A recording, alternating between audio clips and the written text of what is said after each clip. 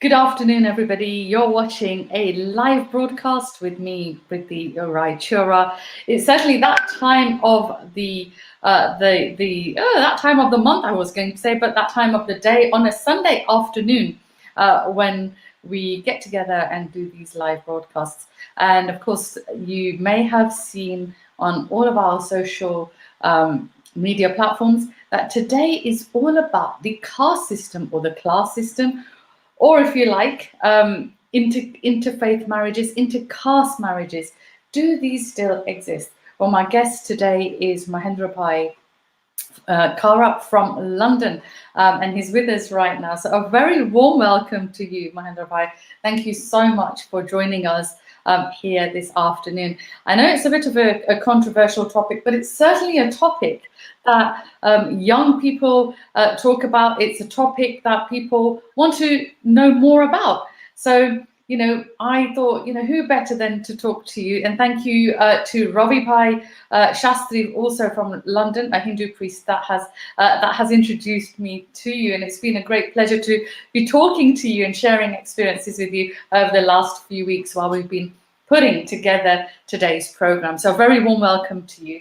I can see that we've got a few people already joining us. So a very warm welcome to everybody that's joining us on Facebook and on YouTube as well. So with further ado, Mahendra Bhai, tell me a little bit more about yourself. Right. First of all, thank you very much, Priti, and namaste and haribol to all the viewers we've got today watching now at present, and also who will be watching it afterwards when they get the time to look into it.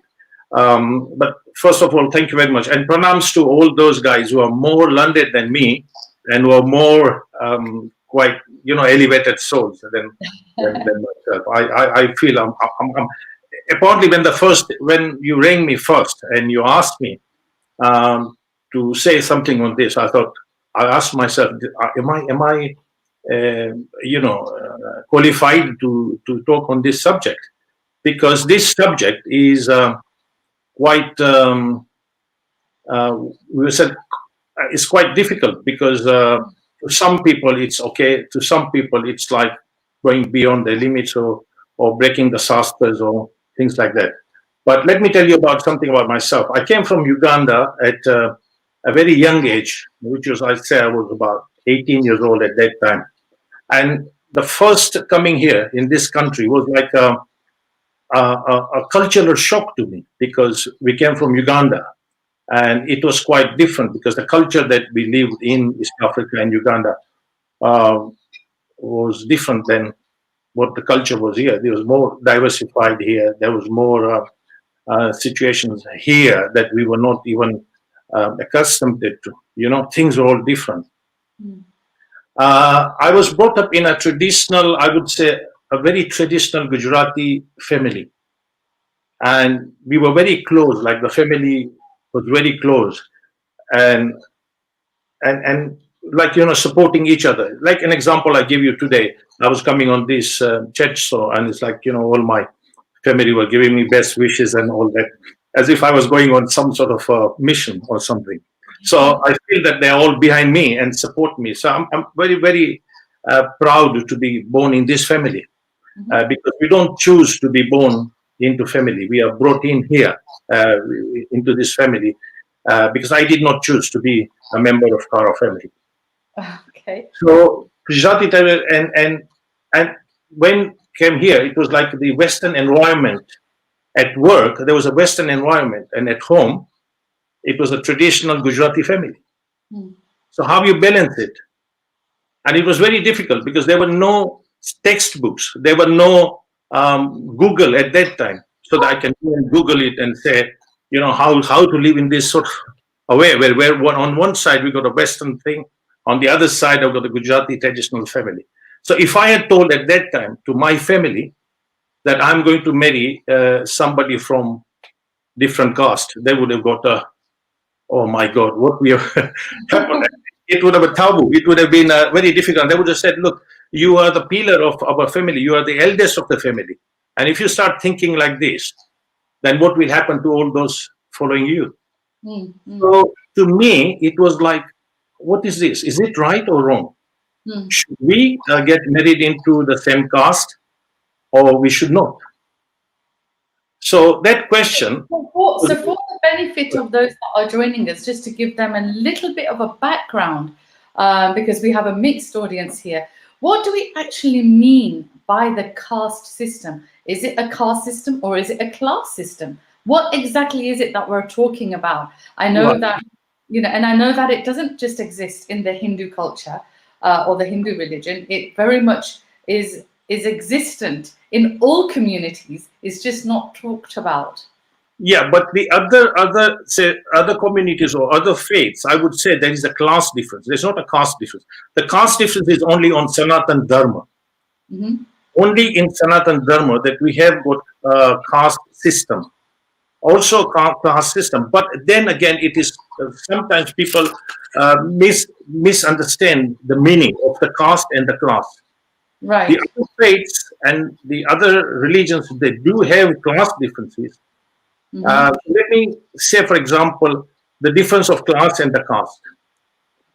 Class is a set of people who say similar status with regard to wealth, I would say income, education, or occupation. Hmm. So class systems are open. People from a lower class can go up to the upper class because they can upgrade up their system, upgrade their education or whatever, and then get into that sort of a class. So class systems are open, and people are free to gain status upon achievement of their levels. Caste in Sanatan Dharma, it originates from the supreme personality of Godhead, which is Brahma, because as per our Varnashram Dharma, Varnashram Dharma, which is if you which is the book. If you read the Manusmriti, it says that within Sanatan Dharma, Sanatan Dharma is eternal. It was there before we came here. It will be there after we are gone, and that's the beauty of Sanatan Dharma. Yeah. Sanatan Dharma has doesn't say, it gives us apparently. I like Sanatan Dharma is because it gives us independence. So we are bound by our karmas. So we are free to do whatever we want to do. If you want to marry another caste, another faith, you're free. Nobody stops you. But you are accountable for your actions. You have to pay whatever it is necessary to Okay. take the action. So within So Sanatana let, Dharma, let me just stop you there a second, because you yeah, said you have to pay. What do you mean? So if you were, for example, if there was a Brahmin person that wanted to get married to a Shudra, for example, are yes. you saying that that is wrong? Are you saying that they will have to pay for their actions? No, Because no, no, no. They're accountable for their actions. They're, okay, nothing about paying. It's more about you've taken that action. So if you are from a Brahmin, say you are from a Brahmin caste, yeah, and you want to marry the caste from a Sudra, yeah. it's allowed. But then from the Brahmin, the level of the Brahmin, you have to come to the level of the Sudra. Mm-hmm. You understand what I'm saying? So, Or for example, can the Sudra not become then a Brahmin? Because the Shudra. exactly, you do that, and that's what's happening now. We've got Brahmins who lifestyles is like Sudras. Mm, We've got Brahmins who have got businesses. We've got Brahmins who have got different kinds of work they do. mm, I'm saying the place where I was working, we were all different kinds of people. I am a jeweler. I'm a goldsmith, but I don't practice goldsmith. But my actions are more like my behavior is like Brahmins, I would say. Well, that's what I think. But mm. So and this, that's actually a really important. That's actually a really a valid point then that you've just made. That you are born into a goldsmith family. You are yeah, not a practicing goldsmith. no, You were no. as a professional. You were working for the London Underground as one of the senior Well, managers. I'm retired now. I'm retired Yeah. now. Okay. So when you were working at a very senior level. So again, at a senior level, maybe that, you know, you're there guiding people, helping people in terms of the profession that you chose, away from the profession that you were born into. And then what you're saying is you live a life more so of that of a Brahmin, and by a Brahmin we mean a learned person. That's what we're saying. So you yourself are a learned individual that is actually right now joining us as well, sharing that knowledge, which is actually wonderful that you're sharing that knowledge with all of our viewers here today as well. But the main point that I'm trying to get at here today is there's a lot of questions, and especially among some of the young generation. And I'm sure that with the kind of work that you now do in terms of your retirement, you know, you're helping a lot of people, you know, in the work that you do through spirituality. And I think that the questions that young people have are actually very valid questions. What is caste system? Some young people don't even know what caste they're born into because it's become that irrelevant. So what would you say to that? I would say that the caste system at the time, in the Vedic times, it was more beneficial, and it was the reason why the caste system was done in Sanatana Dharma was to keep the harmony in the society and control over the society, right? Like we said earlier, that the caste is through Vanasa Dharma, which is like, you know, it says, you know, the classes of dharmas, and then, you know, you have to be a brahmachari from certain age to the certain age. Then you come into grastram, which is to getting married and all that. And then after 50, you prepare yourself, you renounce things and then go for the bhakti, and you prepare for the end. This is how we were like sort of explained. And it's I would say that we won't say it doesn't exist. It still exists as it is used, but in interesting or in inbuilt nature, it still applies, because as long as we are there, as long as the human being is there, this caste system and the caste system and the class system will exist. Is the society which is you know, which is the reason for the caste still exists is because you know, an example I give you is, you know, sometimes when people interfaith or, you know, marry in interfaith marriages, first of all, let me tell you this, that I respect people who have gone into interfaith marriages and who have had an intercaste marriages. I respect that families or the people who have done these marriages a lot, because they have to go through a lot of challenges. An example I give, if my child comes to me and says, Dad, I want to marry, or my grandson comes and says, Dada, I want to get married to so and so, and he's from different caste. The first thing in my mind will be, is he going to be happy? That's the first thing that any parent would think, that, you know, is my child going to be happy in this marriage? Once they find out, yes, they're going to be happy, then the caste will come in. Then the situation will be what caste he is from, you know, which caste he's coming from. And then the class is, first the class system will come in. Is he in the class that we are in? Are we middle class, or we are working class? Is there a working class? If he's from the middle class, would they have difficulties in meeting each other? When you talk about even class, I mean, would that actually matter? Because what you just said is happiness is paramount. So if you believe that your grandson or your son or your daughter is going to be happy because they are coming to you and saying, look, Dad, I found my soulmate. This is the person I want to marry. And, you know, that maybe they've been dating for quite some time.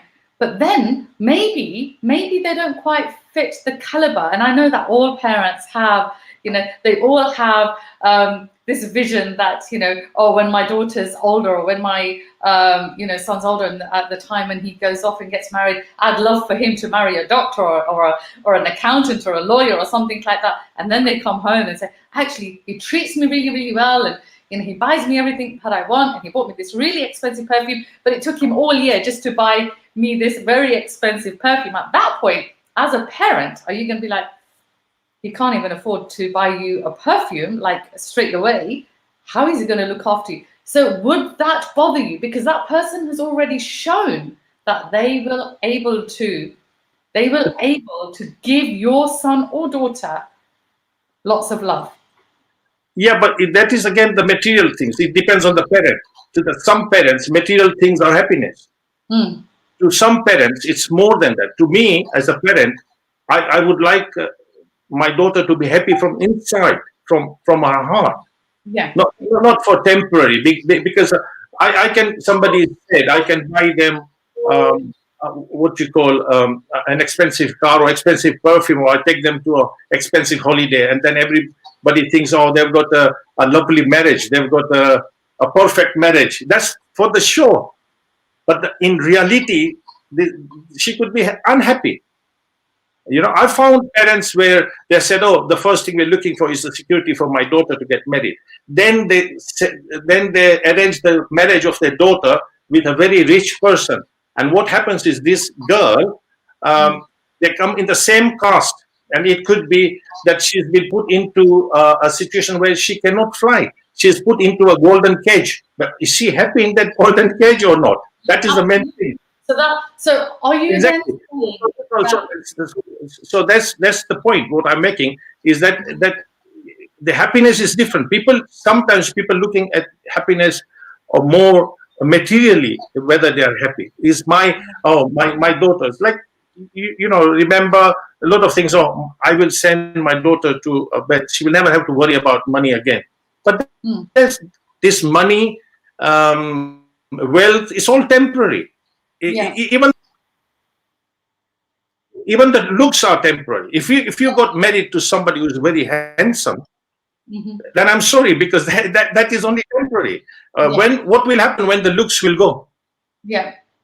I had a lot of hair on my head when I was young, curly hair, and then I got married. So it's not my wife has picked me up because I'm a good-looking man. It could be one of the things, but what of the hairs go?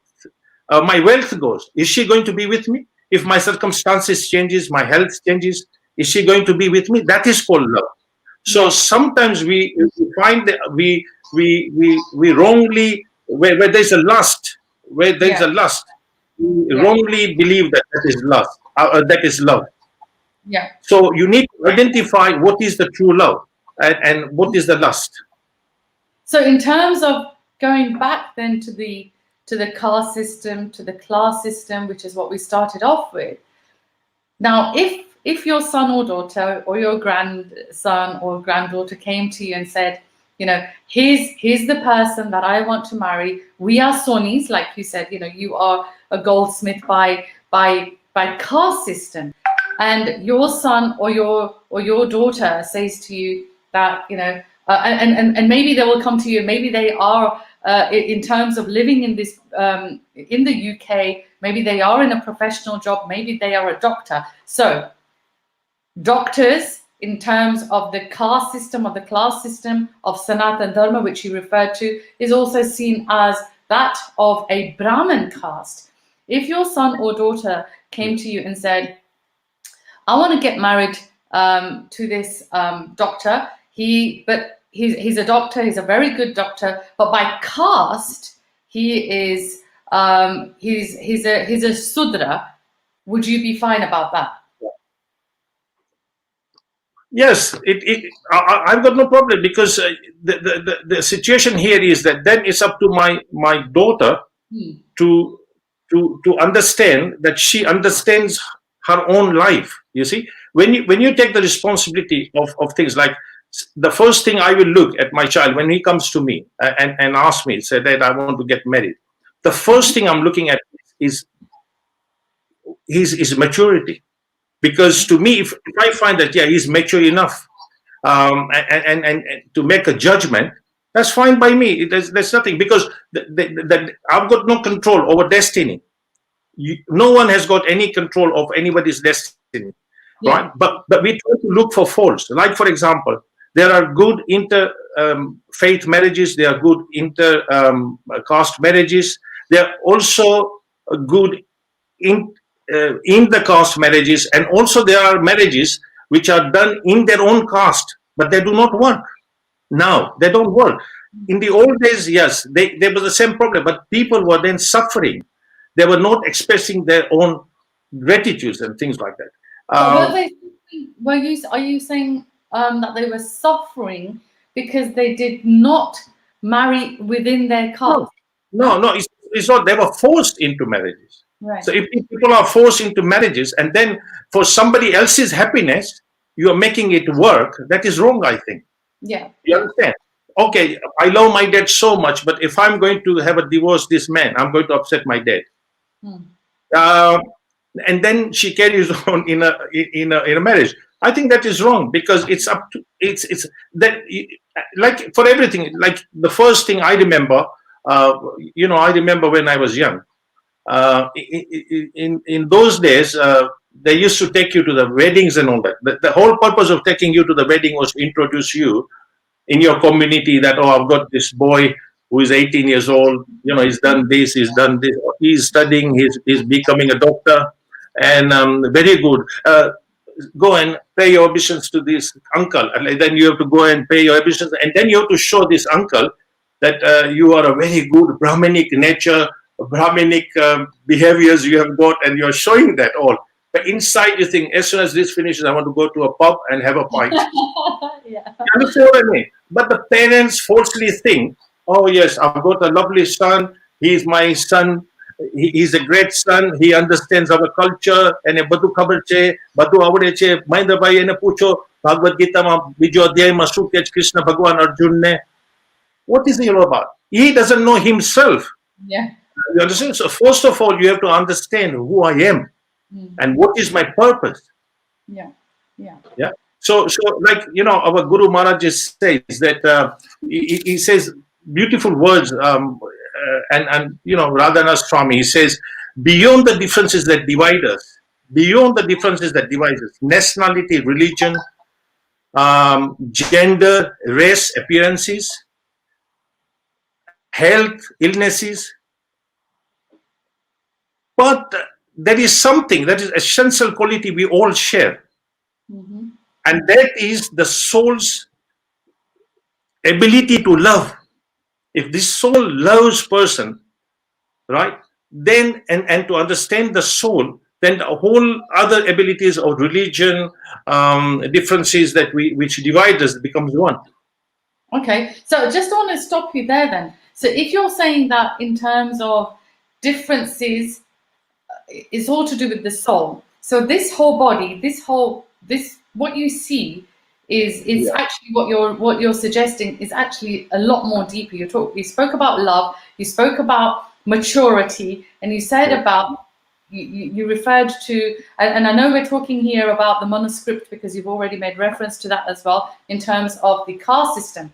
Now I'm going to ask you another question, because nowadays, and I know that Ravi Shastri is also joining us because I can see us, but and I'm sure he will have experienced this in terms of, some of the couples that he marries. I certainly from the wedding planning side of things, I've also seen this, and I continue to see this. And, we've got, like I said, there's lots of other people that are joining us here that I'm also aware of. They're either dating out of not just caste, but out of religion. They want to get married to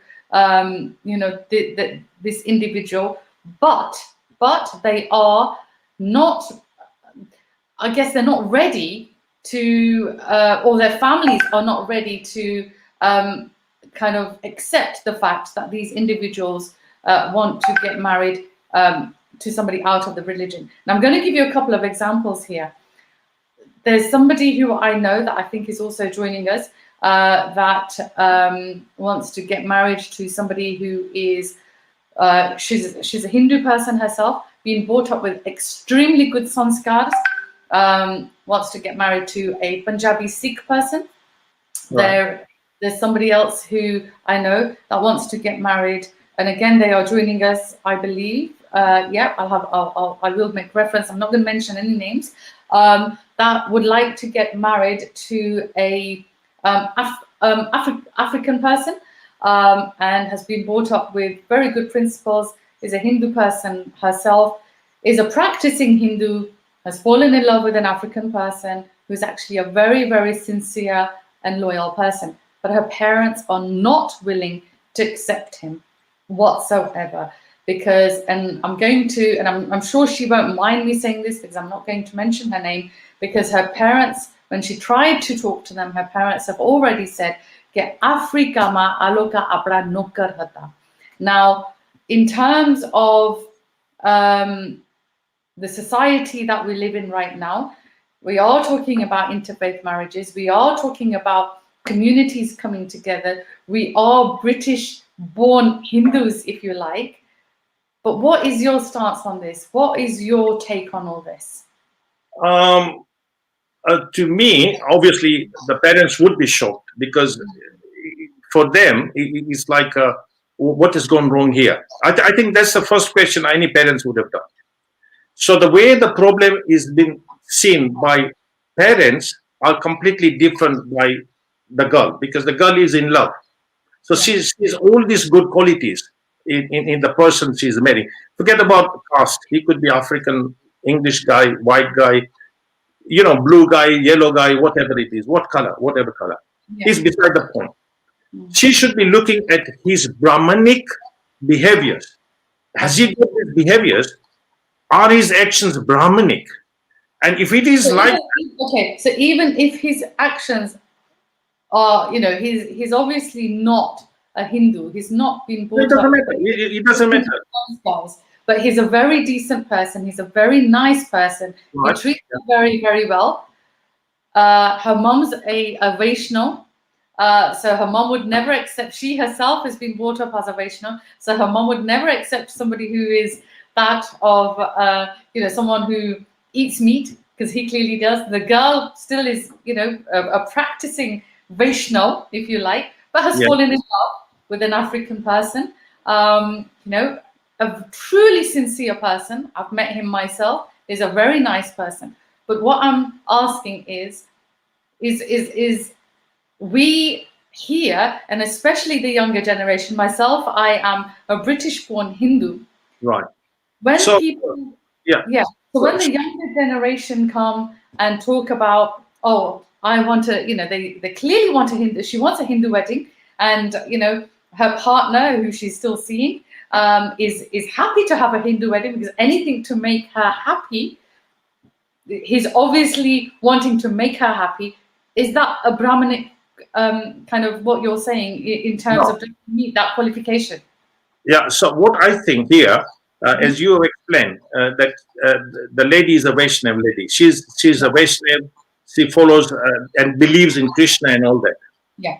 So if she does believe in Krishna and her faith is stronger, and she loves this girl, which is her daughter, then she should realize that this was what Krishna was intended to do it. Mm-hmm. You understand what I mean? So she should be then blessing her daughter and not supporting her daughter. Obviously, it will be hard for the mom and parents to understand that.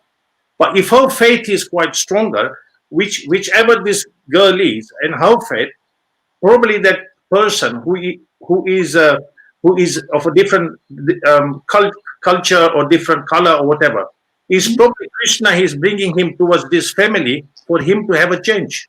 So you can look it in a positive way, or you can have it look it into a negative way. Okay, so that's good. What you're saying is look at the positives rather than the negatives. That's right. Yeah. I'm just gonna stop you there once, because I'm just gonna quickly go to some of the messages that are coming through right now.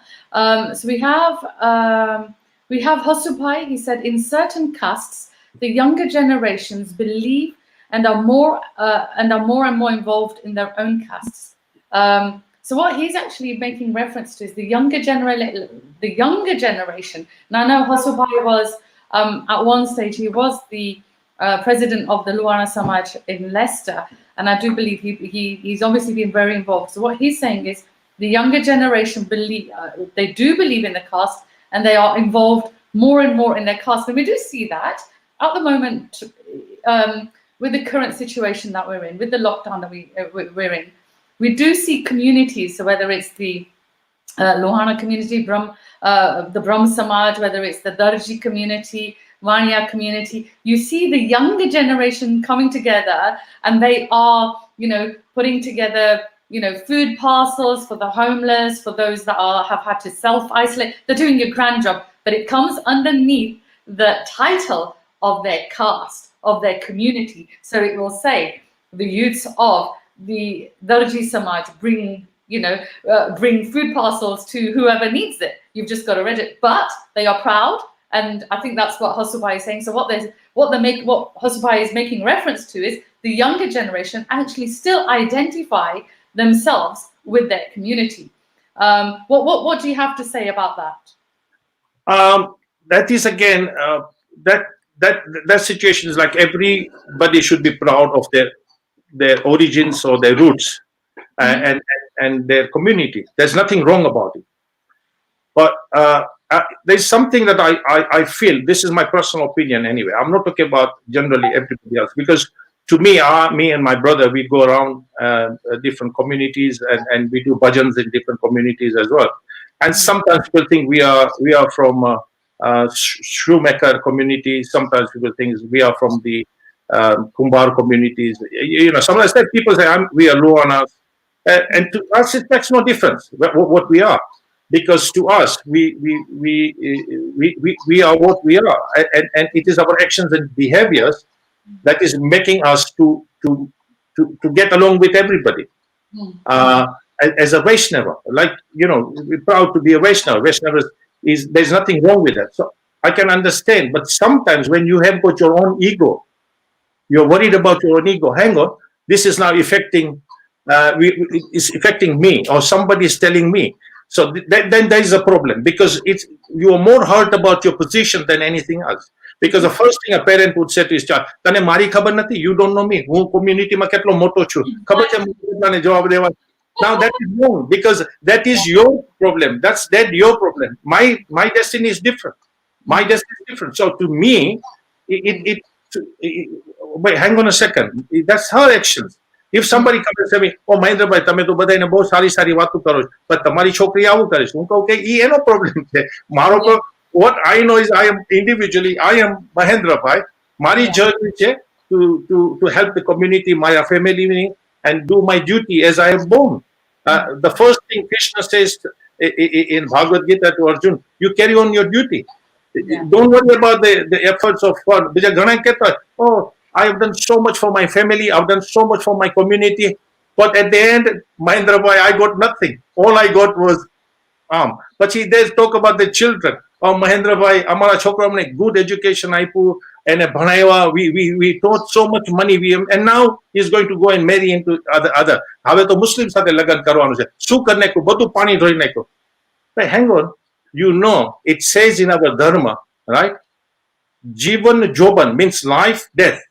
Jivan Joban, just abjust means you've done something for somebody. So appreciation and not being appreciated, opposite of appreciation. Just abjust, honey, love, profit and loss. It's not in your hand. Yeah.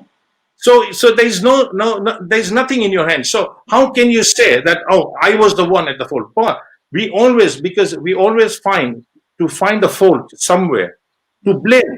The other side, we all know we are going to die. We know, everybody knows, if you're born, so you're born to die. Everyone knows that, but they falsely believe that I'm not going to die. You understand what I'm saying? In same way, in situation, people think mari upar aa problems nahi aave. It can happen to anybody. I can get into a problem. Every human being has to go through these challenges. That's why to do with your whole karma. Sometimes we see people, like you started off with, in terms of the conversation, we started off by saying, you did not choose to be a part of the Kara family. It was a given. It was a given.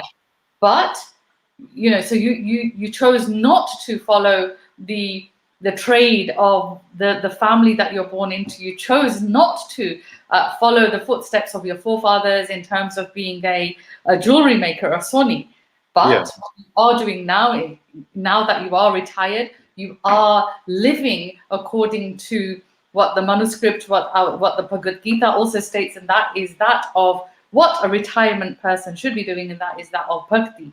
Now, translating. Sorry, go on. Sorry, no. What I mean, my core values are the still same. Okay. You understand? They are core values. Say, for example, I'm this body or whatever. The way you look at it, I'm not this body anyway. But if I'm this body, and I have to go out, and it's raining, then I have to put on an overcoat. Yeah. Or if it is cold, then I have to. In same way, my core values, but what this body is not changing. Yeah. I'm covering the body. In same way, our core values, which as a Sanatan Dharma, should not be changed. Yeah. So it makes no difference whether you are a black guy, you are a Muslim guy, or whatever. Like, a very good question people will say that if God exists, and we say that God exists in everyone, so why we discriminate? Yeah.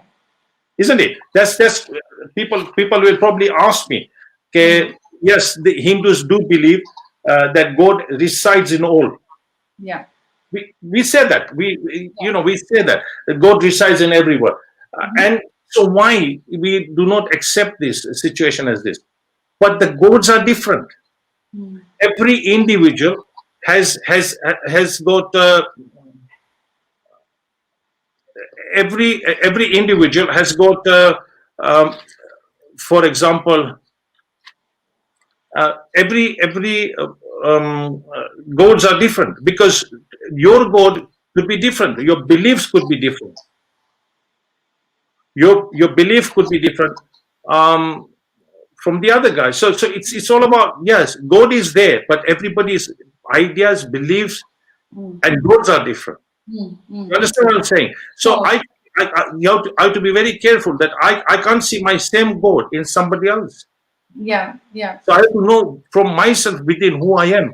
Once I know who I am from myself within, then I can see the other gods or other people's thing.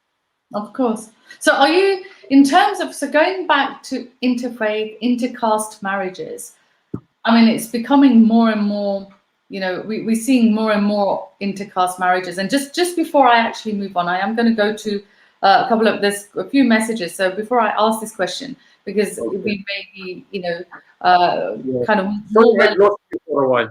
Oh, sorry. Can you hear me? I'm back now. Sorry, I'm just going to go to our messages that are showing up on the screen. So we have Sohambhai Acharya again. I know that he's a practicing Hindu priest, a bit like Ravi Shastri from London. He's saying, until we find a solid replacement, it is not wise to destroy what the Vedic culture has given to us. Every coin has two sides. So as the caste system. However, saying that none of any caste is considered lower and other as beginning your worship, Lord, by touching or washing his feet first. All four castes are part of the same universal form of the Supreme Being. Absolutely.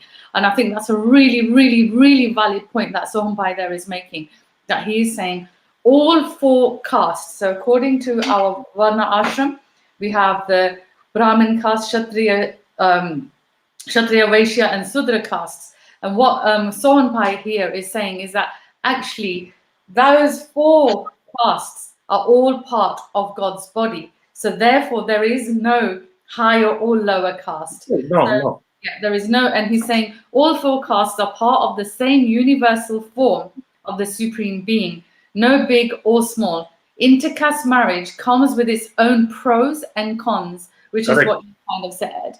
You cannot blame anything or anyone here. So going back to Sohambhai's... That's a very good point he made. That there is no such thing as good things and all that. But however, it helps if you have got a nice environment around your home, like a Vedic environment at home, Vaishnav environment at home. Then at least there is some faith. Because I've also seen in our own in our own caste that I've seen that people are living in different and have got different ideas. Because I get a lot of phone calls, or where sometimes the parents are saying, "Oh, Mahindra bhai, can you please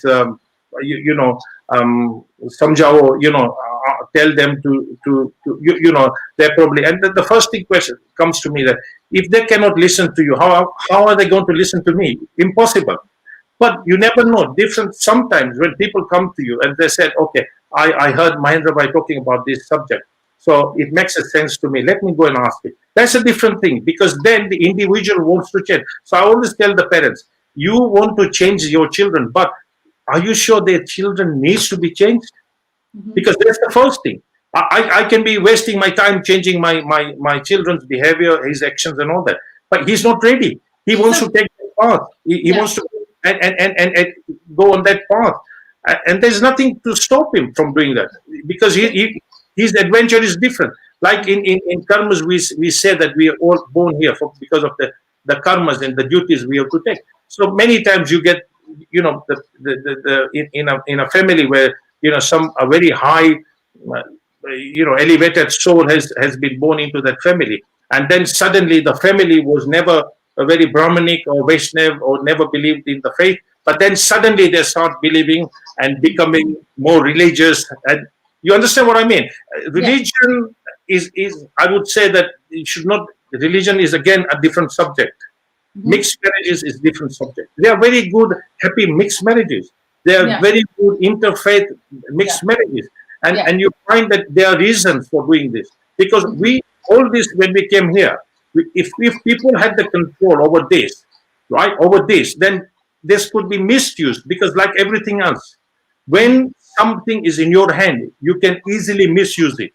Like for example, you give somebody an extreme power, and you will see the real person. If you want to find out the real Mahindra bhai, you give me extreme power and you will see the results. So it is very important that sometimes there's a very good system, but it's abused. So instead of fixing the system, we destroy, or we try to destroy the system. That is very important. So I mean that's kind of what so Soham Bhai was actually. I'm just going to make reference to his message again. He's saying that's exactly what he said. That why destroy the Vedic culture that has been given to us? Every coin has two sides. And also, going back to these two examples that I gave you of these two individuals wanting to get married out of not just the caste, but out of the religion. One is wanting to get married to an African who's actually a devout Christian as well.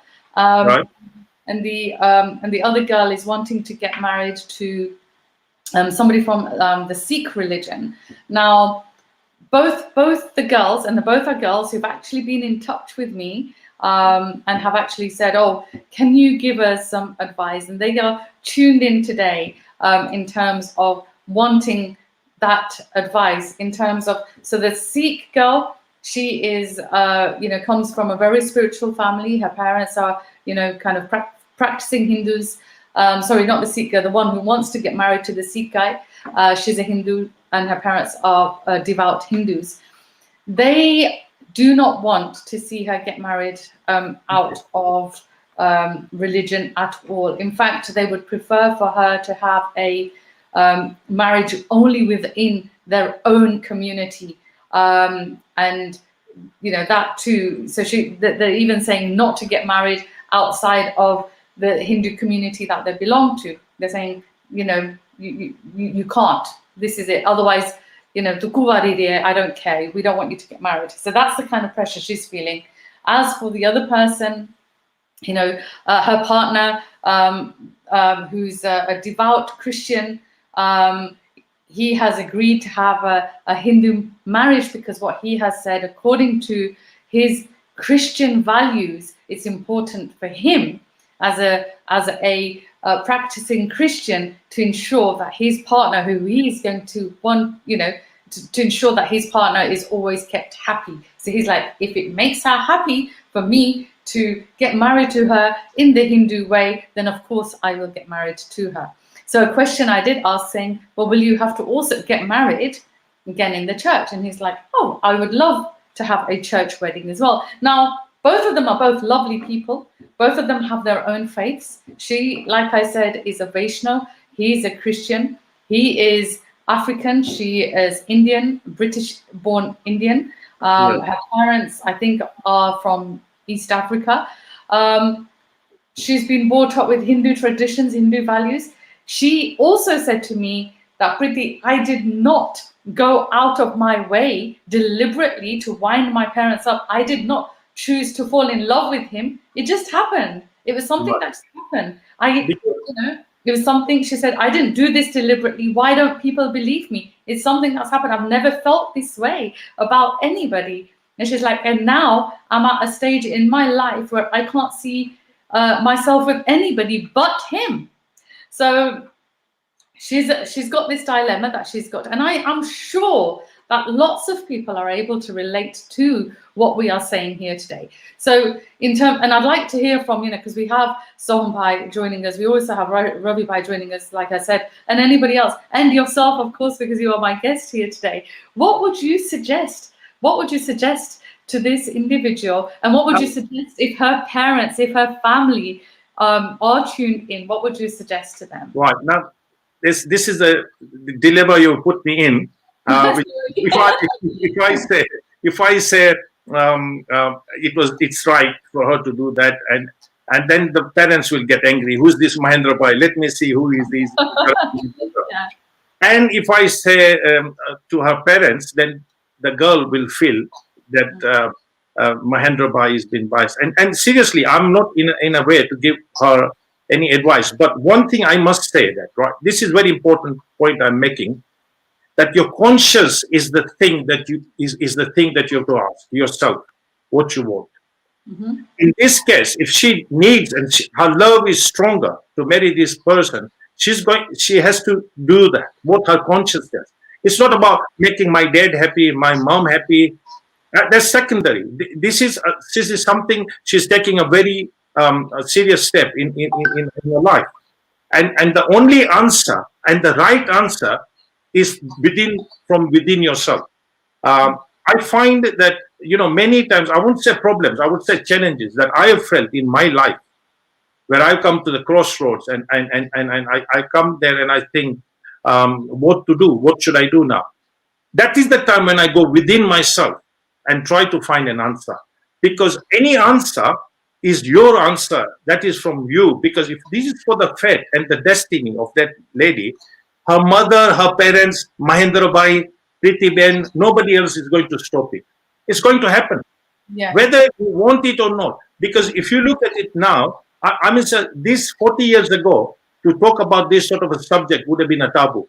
Mahendra Bhai, everybody would have renounced Mahendra Bhai. Even my family would have said, "Hey, jao, tame kaam nathi, motu thawanu garma." But this is the truth. The situation is that why we are now, every household in Hinduism would have one person or the other in intercaste, married into the intercaste. Intercaste or interfaith. I mean, we've had people on this show, in fact, and I'm going to go back to the messages very quickly. So just bear with me. In fact, we had the lovely, you may already know this person, and I'd just like to say huge congratulations to her, because she's now an author as well. Sonal Ben Dave from London. She's also a Toastmaster, the first female Toastmaster, Hindu Toastmaster, something for all of us to be very proud of. So Sonal Ben Dave, who's been on this show as well, she's actually saying, my advice would be that they should follow the journey of their choice with the person of their choice. I say this from my own experience of marrying someone who's not a Hindu Brahmin. So she actually comes from a very strict Brahmin family. And she's saying we had a Hindu wedding and a church wedding, and we are both extremely happy and we support each other. I also know when Sonal Ben was on this program that she also openly said that, I think, Sonal Ben, correct me if I'm wrong, but her husband Danny, I think his name is also about 13, 14 years younger than her. But I remember her saying on the program that it's about how they make it work. You know, she's absolutely besotted by him. And I know when she posted up pictures of her wedding, which was about 4 or 5 years ago, you can see the love in her eyes when she looks into his, looks into his eyes. You can see that there's mutual respect there. And Soham Bhai, in fact, is also saying, Pritiben, your couple may be made for each other if they can tolerate their cultural differences. And I think that's another key point. And going back to when, and again, I'm sure that our guests that are also, we've got the wonderful Mahendra Bhai here with us, and those that are also joining us, I'm sure they will also be able to add value to this in terms of when two individuals choose to marry. We know that there's, if they are from different cultures, we know that there's going to be cultural differences. But something I can definitely also say here is that, and this is something that my own mum says, is that I've learned cooking from my mum, but I choose to cook in my own little way because I love experimenting with food. My mum's cooking is very different to my own Masi's cooking, yet they were both taught how to cook dishes from their own mom, my nanny mom, okay? Yes, so my nanny mom taught my mom and my Masi's how to cook.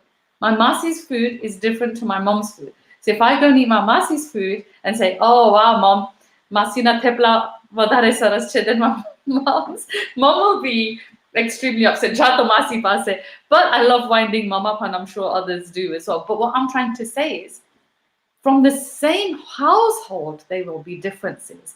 So again, going back to Soham Bhai's point, maybe they are. There's this saying, we say a couple made in heaven kind of thing. That it's actually the souls are already together from the time when they were born. Right. Maybe that's what it is. And yes, so what Sonal Ben is actually saying is Danny, that is his name, I thought it was, and he's actually 14 years younger. So not only is he a Christian, so she had a church wedding, she's actually a Hindu Brahmin herself. And apart from all the other wonderful things she actually does, he's also 14 years younger. So just that in itself is probably something that would alarm parents. Okay, oh my God, a woman being older than her husband, but we see that happening nowadays as well. We have Sudev Bhai Bhatt also joining us, and he says he completely agrees on this point of Mahendra ji, go with your inner faith, and that's what he's saying. So Sudev Bhai, also another wonderful priest that I've worked with, he's actually based in India, and I do miss you, Sudev Bhai, so hurry up and come back soon. Actually, with all this lockdown business, Sudev Bhai is not able to be with us right now, but I'm hoping that he will be back in the UK in April for us to go ahead and wonderful weddings. So my only advice to that girl, that your friend, is that ask your inner instinct, and also realize that the challenges that you will be facing. So all these challenges, understand them first, and how you're going to deal with them, one by one. And once you do that, because sometimes we live our life for somebody else, it's very difficult because you cannot live. It's your life. It's your destiny. You cannot change your destiny, and you change your life for somebody else. Sacrifice is different. Sacrifice is not about the word about sacrifice, but when you have to sacrifice, there are certain things in life you sacrifice. But there are certain also sanskaras, that 16 sanskaras we have. Yeah. That sanskaras are taking you on your path of your journey. And that should not be changed. That should not be compromised. So in other words, we have to have our core values of and Sanatan Dharma, we are very lucky to be born in this thing, because why is we have got answers to every situation. Every challenges that will come in our life, we will have an answer. But if you follow the Shastras, you will find it. If you follow the Google, then I think it's wrong, because Google hasn't got the correct answers. It's okay, easier. It's a short-term, it's a short-term remedy. For a short term, it will solve your problem. But on the long run, it's not going to be solving your problem. So on the long run, the only problems that can save us or solve our problems are the Shastras. So if you go into the Shastras, that's fine. I mean, say there's the other day I was arguing. Somebody was saying, "Oh, Krishna said we should not have intercaste marriages and all that." I said, "No, it's nothing written like that.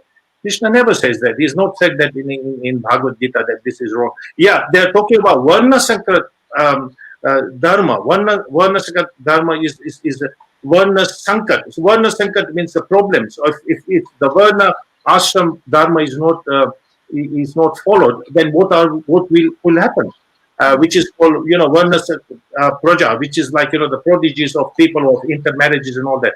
But if the inter people who are marriage or people who have and they've got understanding and got knowledge of Vaishnavas or how to bring up their children and treat them, then there should be any problems.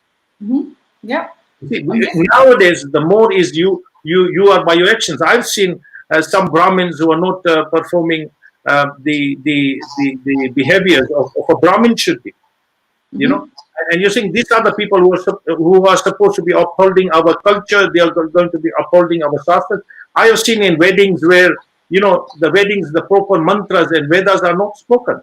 It's just about what people like it. This is what the people like. I mean, so you as an event organizer must have realized it, that you go to some weddings where people say that spirituality is not important here.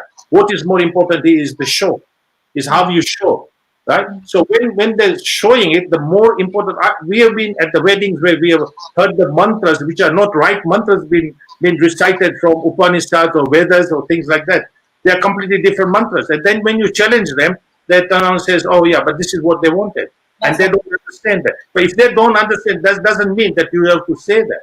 Yeah, no, absolutely, and I'm sure that the priests that are joining us right now will also agree with that, because we have, in fact, 3 Hindu priests that are joining us right now, and of course we have a Toastmaster who is actually a Brahmin by birth, so I'm sure she too will agree with you that yes, and as a wedding planner, we do have people come. So what you do is, you said, because my client wants it, I will do it. Exactly, because there's nothing you can do it. That's what it is supposed to be. But the whole the situation is nowadays it has become a show. Even a marriage has become a show. Unfortunately, it's about how much money they've spent, how much wealth they've spent. It's not about how much spirituality is there, how matured my son, my daughter is about this action that she's going to take it. Yes. You're worried because you don't know whether in 14 years this marriage will last or there will be problems in this marriage. You don't know. I've seen engagements being broken even before they go to the weddings, and So these are all the things. So the only way you can is because the people's thoughts are different. It's there what they want. It is a short-term thing. They call it love, but it's not love. It's just a lust. You know what I mean? And if it is a truth, and it's the true love, then it will go through all the challenges. And talking about challenges, I'm going to quickly just move on to again some of the messages. Sonwen is saying challenges also happen in some castes because of each individual, because of the way an individual is brought up. So like I said, my mom's cooking, my masi's cooking, but even, they're brought up by the same mother, but the rasoi from mom and masi is different. And what she's saying, an individual, it is very much, when somebody is born, now somebody who's actually with us right now as well, joining us, she did a live the other day, and it was all around confidence building. And I was just saying, confidence is not something that you're born with. It comes over time, and it's practiced. So what I'm trying to say here is, in the same way as what Sonal Ben is saying, is that each person, even if it's 2 brothers from the same household, one may turn out to be a doctor, the other may be a thief and may be put in prison or something, but yet they're from the same family. And it very much all depends on who their networks are. It very much depends on their upbringing. One may go to one school, the other may go to another school. And it's very much to do with that as well. So thereby saying there is no guarantee of a successful marriage. It's if it's within the same caste. So it's going back to the earlier point that you actually made, that there is no guarantee. I'm just going to quickly, I know it's already, Mahendrabhai, it's already 4 o'clock and time has gone so fast. I'm going to just going to ask you this final question that's come through on my phone, and it's actually come through from the girl that I was talking to you about, and she's actually put, "Hi Priti, lovely discussion and thank you to Mahendra Bhai. Maybe I'll get him to talk to my parents." So this is the individual who has found her soulmate in terms of the African guy. But what she's saying is, as you know, and as you have already mentioned, I am a Vaishnav. He is a Christian. My mom is also a Vaishnav. Being a Vaishnav, she worships the black Krishna. So why is she having issues with a black guy that I want to marry? Krishna too is black. So that's to you that question. The answer to that is that her mom is probably the black Krishna that she looks upon is different to this Krishna, and if her faith was stronger, then this Krishna will manifest in this black guy, and probably this will end up in a very good, in a happy ending. But Priti, like talking about this today, I was thinking about it that what we talk today, this will not change the world overnight. Impossible. Because if I could do this, I would be doing these talk shows every day to change the world. But unfortunately, that won't happen. But there's a message I need to give to everybody, that try to find out that there is a journey within yourself, who you are. Before we judge somebody, find out who you are, because we are not here to judge. And it will be very dangerous if I can judge. I need to know exactly. And then the other thing is to find happiness within.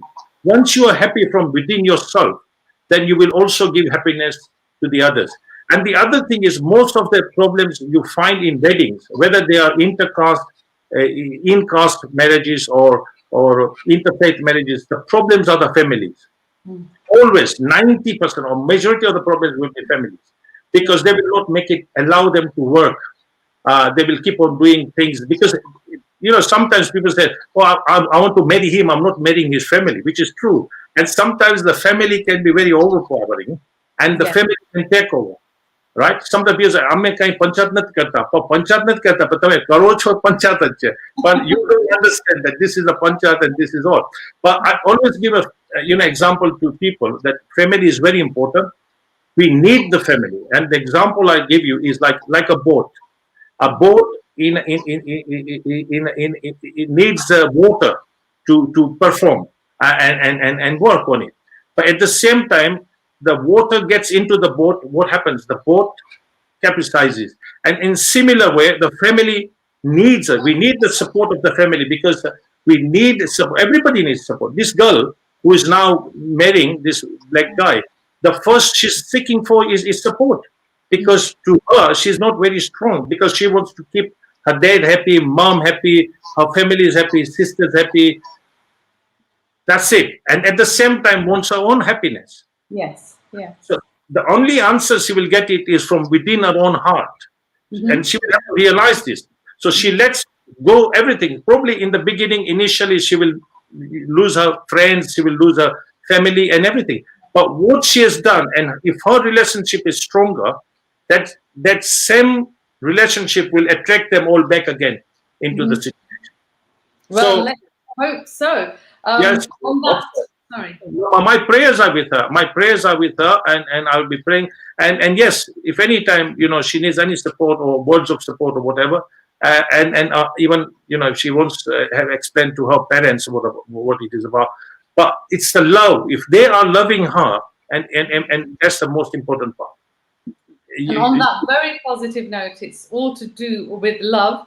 And I guess we are all children of God. We are all one. And going back to your earlier point as well, that you did say that according to Hinduism, we believe that divinity is within all of us. And I am going to just say, beautiful.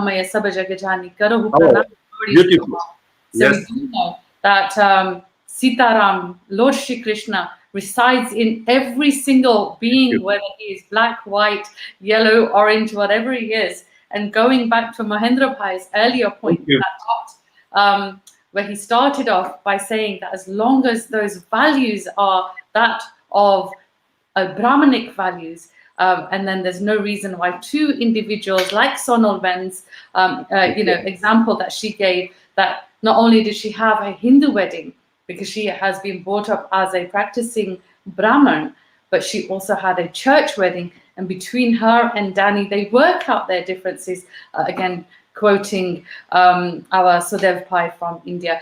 I'd like to say a huge, huge thank you. We've run out of time here today, Mahendra Bhai. Thank you so much for joining us. Thank you so much to Ravi Shastri for the introduction as well. I'll certainly be in touch with you because it's certainly been a real pleasure talking to you today. We will be back again next week with on another live chat. But that's been really great talking to you today. And thank you once again for that lovely informative chat. Of course, for anybody who wants to talk to Mahendra Bhai, he has already said to this individual that dropped me a message, he is available for anybody who needs any kind of advice. So thank you so much. And thank you to Soham Bhai saying well done and well said, Siyaram Amay Sabajak. Thank you. Yeah. Thank you to Ravi Bhai as well for the intro. And we have Brown Bhai. We've had lots of people that have been joining us. He's saying very intellectual discussion.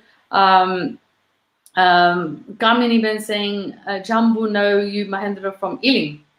Jambo, not Jambo, sorry, it's Jambo.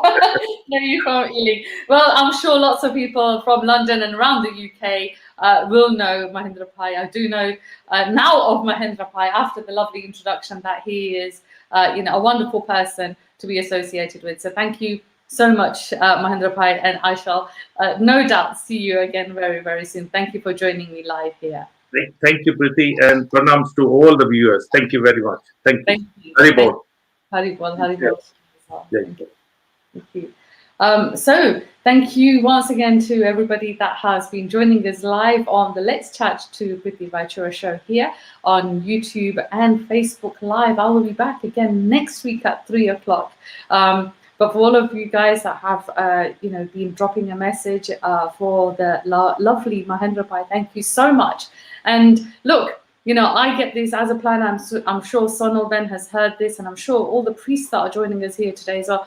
You will probably get people contacting you that want an intercast or an interfaith marriage, but ultimately it is up to the individual. And some marriages, not all, because we do hear about those that go terribly wrong, and that's not in our hands.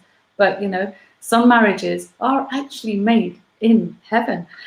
We don't want those marriages from hell, by the way. But you know what? Love only, true love, I guess, is difficult to find. And if you found that true love, then you know what? Have faith, and I'm sure, it will all work out for you. From me, Priti Raichura, a very good evening to all of you. I'll be back next week yet with another one of our guests. But from myself and Mahendra Bhai, thank you so much for joining me. Goodbye.